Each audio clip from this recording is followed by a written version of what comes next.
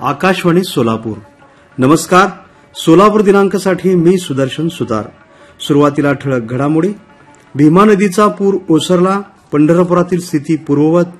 सोलापूरची ताट वाटी चाचणी आता राज्याच्या अंगणवाडी अभ्यासक्रमात. जिल्ह्यातील 11वीच्या ऑनलाईन प्रवेश प्रक्रियेतील रिक्त जागांची यादी उद्या जाहीर होणार. आणि कॅनडा इथं सुरू असलेल्या जागतिक तिरंदाजी स्पर्धेत सोलापूरच्या गाता खडकेनं मिळवलं कांस्य पदक. आता घडामोडी विस्तारानं. भीमा नदीला आलेला पूर आता ओसरू लागला आहे. उजनी धरणातून भीमेमध्ये आता 45,000 क्युसेक इतकंच पाणी सोडण्यात येत आहे. त्यामुळे नुकसानग्रस्त भागातील शेतीचे पंचनाम्याचे काम वेगाने सुरू आहेत. त्याशिवाय पंढरपुरातील पूरस्थितीही आता पूर्णतः निवळली आहे. मंगळवेढा मार्गावरील गोपाळपूर, कवठाळी, जुना पालखी मार्ग, नांदुरे, नेवरे हे बंद करण्यात आलेले मार्ग पूर्ववत सुरू झाले आहेत. काल सायंकाळी चंद्रभागा नदीकाठचे घाटही रिकामे झाले आहेत. आज वाळवंट बऱ्यापैकी रिकामे होईल. तरीही पाण्याचा विसर्ग कमी अधिक होत असल्यानं भाविकांनी स्नानासाठी नदीपात्रात जाऊ नये असं आवाहन प्रशासनानं केलंय.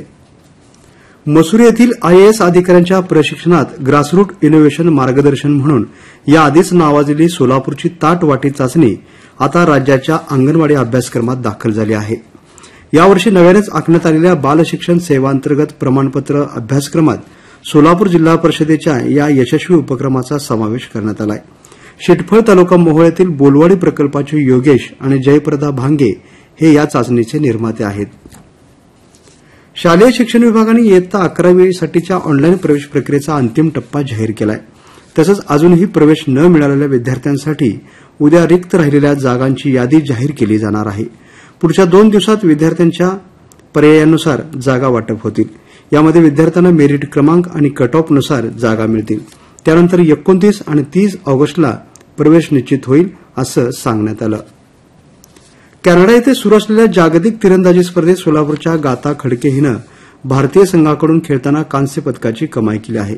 गाताशिवाय महाराष्ट्राच्या शर्वरी शेंडे आणि जियाना कुमार यांनीही सांघिक प्रकारातून कांस्य पदक मिळवलं. भारतीय संघानं अमेरिकेच्या संघाचा 6-0 ने पराभव केला. यंदाचा गणेशोत्सव 27 ऑगस्टपासून सुरू होत आहे. 27 ऑगस्ट ते 6 सप्टेंबर या काळात हा उत्सव साजरा होणार आहे.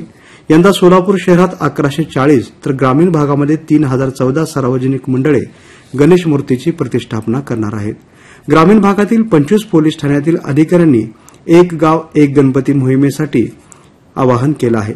त्यानुसार आतापर्यंत 258 गावात या मोहिमेला प्रतिसाद मिळाला आहे. मुख्यमंत्र्यांचे आर्थिक सल्लागार प्रवीणसिंह परदेशी यांनी काल सोलापूर महापालिकेत आढावा बैठक घेतली. यावेळी त्यांनी शहरातील प्रलंबित कामं वेळेत पूर्ण करून नागरिकांना दर्जेदार सुविधा द्या असे निर्देश दिले.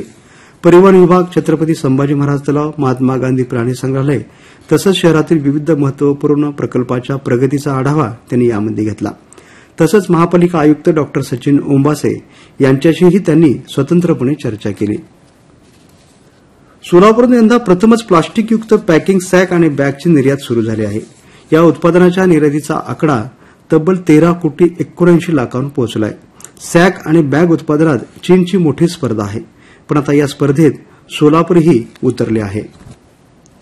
गणेशोत्सव, विसर्जन मिरवणूक आणि ईद ए मिलादचा जुलूस हे 2 धर्मियांचे सण एकाच दिवशी येत असल्यानं कायदा आणि सुव्यवस्थेच्या दृष्टीने निर्माण झालेला पेच सुटला असून ईद ए मिलाद निमित्त काढण्यात येणारा जुलूस 7 सप्टेंबर रोजी काढण्यात येणार आहे.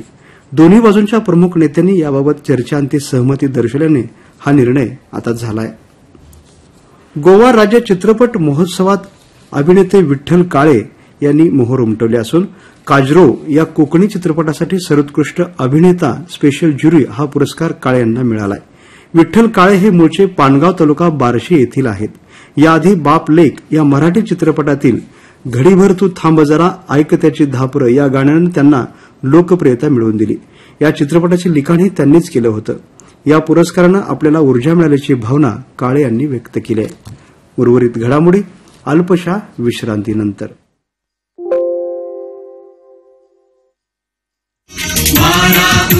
सुगंध जगती अनंत हातानी त्या लहरीना जणू लाभली अमृतमय वाणी. शब्द स्वरांची अखंड वाहे संजीवक धारा. शब्द स्वरांची अखंड वाहे संजीवक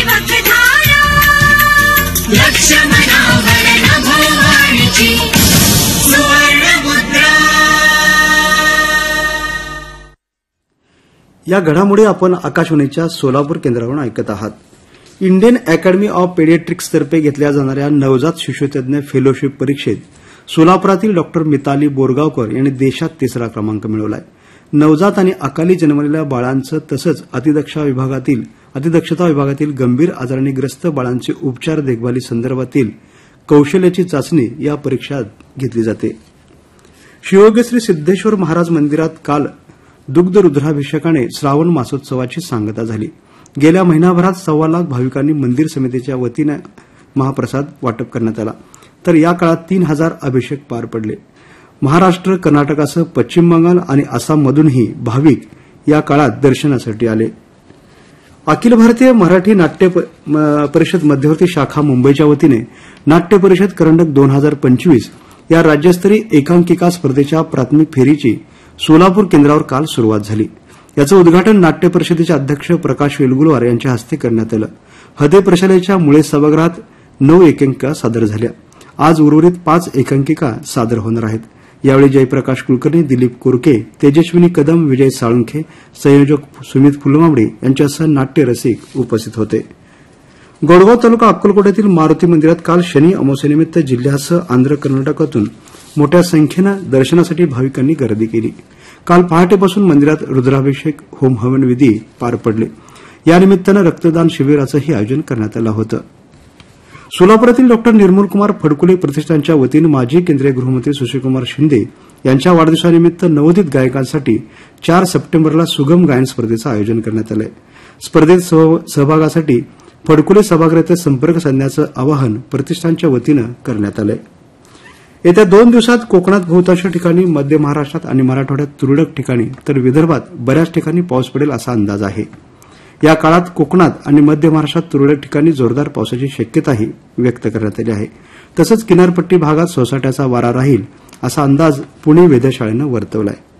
आता तापमान. काल सोलापुरात नोंदलं गेलेलं तापमान अंश सेल्सिअसमध्ये याप्रमाणे होतं. कमाल 31.3, किमान 22.0. शेवटी पुन्हा एकदा ठळक घडामोडी. भीमा नदीचा पूर ओसरला, पंढरपुरातील स्थिती पूर्ववत. सोलापूरची ताटवाटी चाचणी आता राज्याच्या अंगणवाडी अभ्यासक्रमात.